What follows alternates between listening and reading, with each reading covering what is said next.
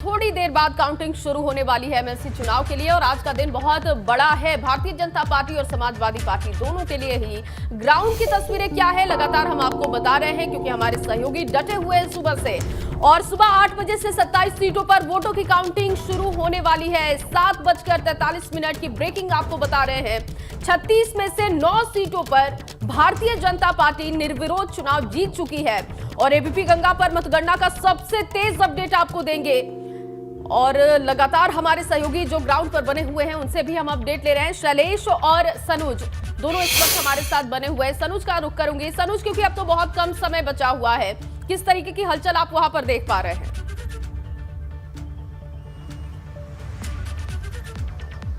देखिए, प्रत्याशी जो थे उनके दिलों की धड़कनें बढ़ी हुई हैं और यहाँ मेरठ के कताई मिल परिसर पे हलचल भी बढ़ गई है। तस्वीरें एक बार फिर मैं आपको दिखा देता हूँ कि देखिए तमाम यहाँ पर जो इंतजाम है वो कर लिए गए हैं। चप्पे चप्पे पर पुलिस का सख्त पहरा लगाया गया है। यहाँ पर जो 14 टेबल हैं उन 14 टेबल पर मतगणना होगी और तस्वीर लगता है कि कुछ ही घंटों में साफ हो जाएगी।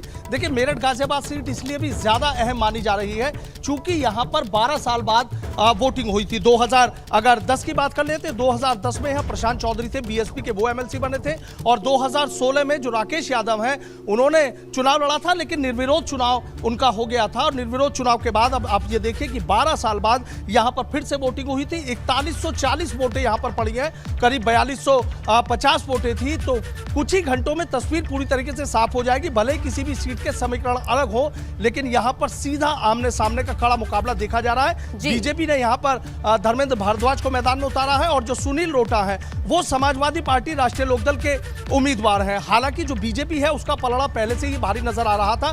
धर्मेंद्र भारद्वाज शुरू से ही बढ़त बनाएंगे, ऐसी तमाम चर्चाएं चल रही थी और आज उन चर्चाओं पर पूरी तरीके से विराम लग जाएगा और तस्वीर साफ हो जाएगी। ये चुनाव इसलिए भी अहम है कि देखिए जो 36 सीटें थी उन 36 सीटों पर चुनाव होना था, 9 पर निर्विरोध हो चुका था। 27 सीटों पर मतदान हुआ और उसमें राष्ट्रीय लोकदल को इनमें सिर्फ 2 सीटें मिली थी, एक बुलंदशहर गौतम बुद्ध नगर सीट और दूसरी की बात करूं तो मेरठ और गाजियाबाद सीट।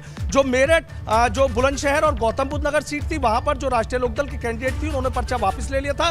बीजेपी के प्रत्याशी वहां निर्विरोध निर्वाचित हो गए थे। मेरठ और गाजियाबाद सीट पर सबकी नजरें टिकी हुई हैं, चूंकि मात्र एक सीट है जो राष्ट्रीय लोकदल के कोटे की प्रतिष्ठा दांव पर लगी हुई है। लेकिन शुरू से ही जिस तरीके से हमने देखा तमाम चीजें सामने निकल कर आई, जिस दिन मतदान हुआ उस दिन भी बीजेपी प्रत्याशी बढ़त बनाए हुए थे। यहां पर भी यही चर्चा चल रही है, पलड़ा बीजेपी प्रत्याशी का भारी आ रहा है, लेकिन तस्वीर साफ होने में कुछ घंटे जरूर लग सकते हैं। तो मतगणना की तैयारियां तमाम पूरी कर ली गई हैं। सबकी नजरें अब इस बात पर टिकी हैं कि आखिर जो चुनावी नतीजे हैं वो कितने आते हैं, जो प्रत्याशी जीतेगा आखिर वो कितनी वोटों से जीतेगा। एक बार फिर मैं आपको यहां की तस्वीरें दिखाना चाहूंगा कि किस तरीके के जो इंतजाम है वो यहां पर किए गए हैं। ये मेन गेट है और यहां से किसी को भी एंट्री बिना पास के अंदर नहीं करने दी जा रही है। मतगणना कर्मियों की बात हो या मतदान अभिकर्ता की बात हो, देखिए यहाँ बाकायदा जो एलआईयू है और जो तमाम यहाँ पर टीम लगी हुई है वो यहाँ पर चेकिंग कर रही है। जी सनू, जी आप वहाँ की तस्वीरें दिखा रहे हैं। वक्त बहुत कम है, 8 बजने में 8 बजेंगे, उसके बाद काउंटिंग की शुरुआत हो जाएगी। उससे पहले तैयारियां लगभग पूरी हो चुकी हैं। शैलेश और सनुज, आप दोनों का बहुत शुक्रिया ग्राउंड की तस्वीरें दिखाने के लिए और ताजा हाल बताने के लिए।